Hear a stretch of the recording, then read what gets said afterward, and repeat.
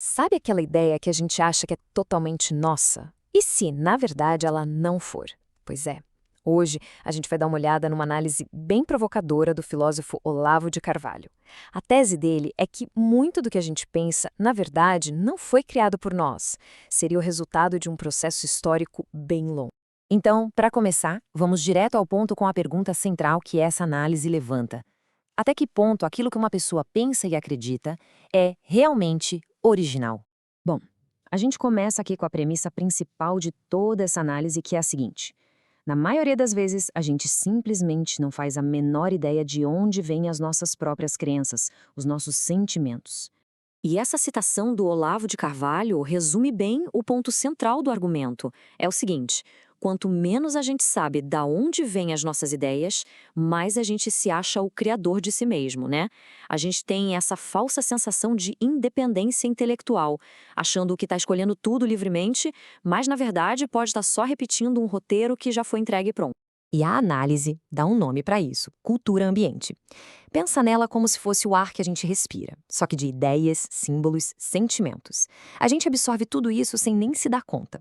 Sabe quando certas opiniões, sei lá, sobre política ou moral, parecem óbvias? Tipo, é claro que é assim. Mas se alguém pergunta o porquê, a gente nem sabe explicar direito. Pois é, isso é a tal da cultura ambiente agindo.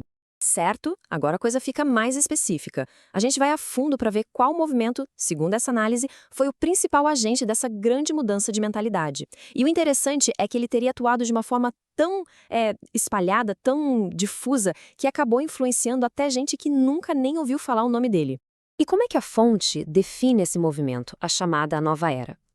Aqui, a análise propõe um jeito bem diferente de enxergar o impacto dele. A sugestão é que a força do movimento não vinha de um sistema de crenças todo certinho, todo coerente. Pelo contrário, vinha justamente da bagunça, da própria incoerência e confusão.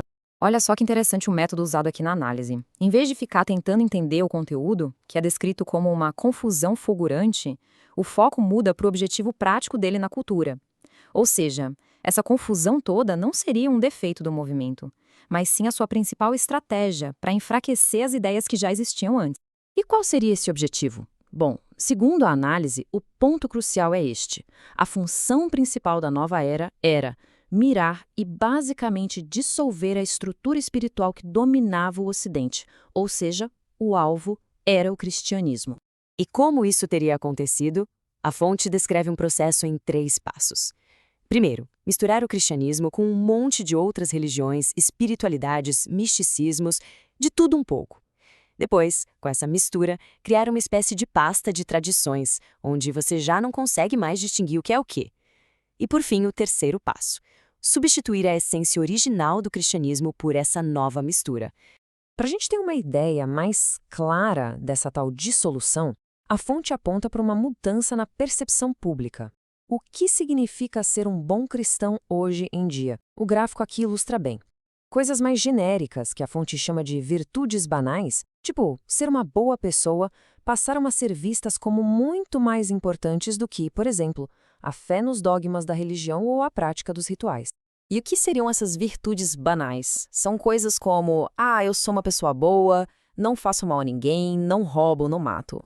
Segundo a análise, essa moralidade, que é chamada de ideologia da democracia moderna, teria meio que esvaziado o conteúdo teológico do cristianismo na cabeça das pessoas.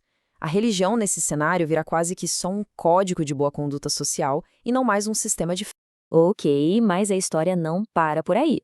Agora a análise dá mais um passo para trás e argumenta que todo esse projeto cultural não nasceu do nada. Ele seria, na verdade, a continuação de um outro projeto, um projeto político bem mais antigo.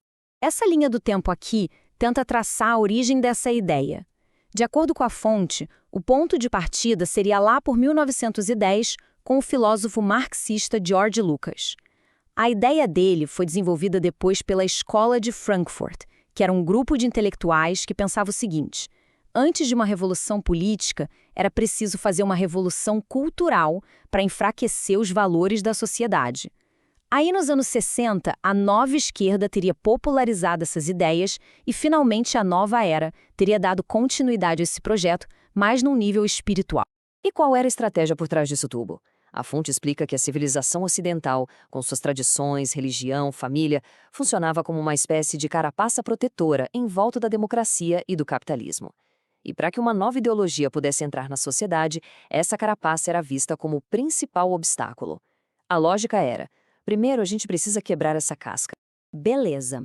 Depois de todo esse percurso, a gente chega na grande questão. O que a gente tira de tudo isso? Porque, segundo a fonte, essa análise toda não é só para contar uma história, é para ser um alerta. Vamos ver qual é a conclusão. E a conclusão da análise vem com uma recomendação bem direta, uma só. Antes de aceitar ou rejeitar qualquer ideia, rastreie a origem dela. É preciso se perguntar de onde isso veio. E, talvez mais importante ainda, como foi que essa ideia entrou na minha cabeça? E é com isso que a gente termina. A tese do Olavo de Carvalho, no fim das contas, nos deixa com uma pergunta bem incômoda. Num mundo que está lotado de informação, de influências que a gente nem percebe, como é que dá para ter certeza que um pensamento é genuinamente nosso? Essa busca pela autoconsciência intelectual talvez seja mesmo o maior desafio da nossa época.